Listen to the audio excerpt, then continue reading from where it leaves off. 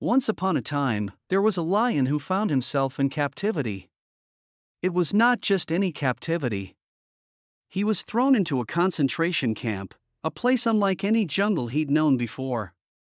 A place where freedom was a distant memory, locked away behind cold, tall fences. As the lion roamed the camp, he soon discovered something that amazed him. In this place, there were other lions.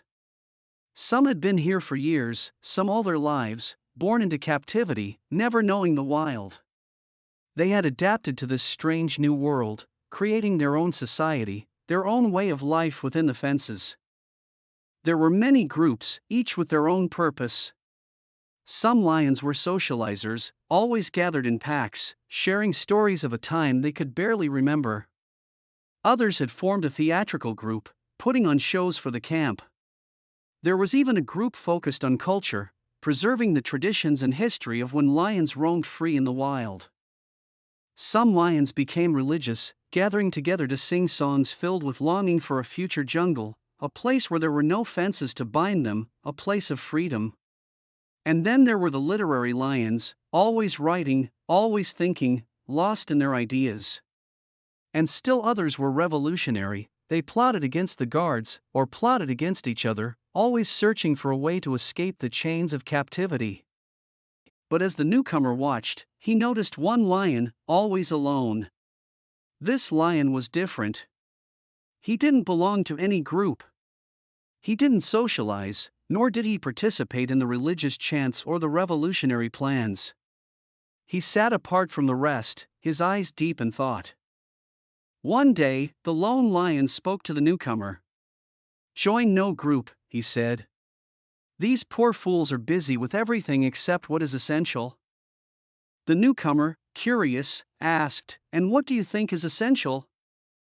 The lone lion paused, his eyes fixing on the fence that surrounded them. "Studying the nature of the fence," he said quietly. For the first time, the newcomer began to understand.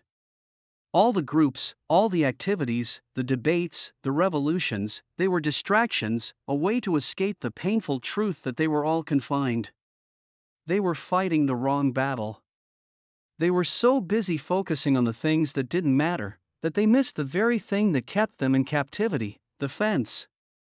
The nature of the fence, that was the key. It was the one thing that all of them had in common. It defined them. It was the barrier between freedom and captivity. Understanding the fence, studying its nature, was the first step to freedom. And yet, none of the other lions had ever stopped to question it. In that moment, the newcomer realized something profound. The true nature of their suffering wasn't in their groups or their revolutions. It was in the fence itself, and until they understood it, their efforts would always be in vain. Sometimes, we spend our lives so focused on distractions, on the groups we belong to, the things we fight for, that we forget to question the very thing that holds us captive.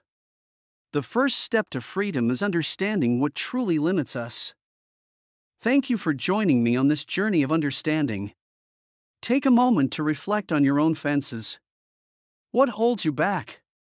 And how might you begin to study their nature? Until next time.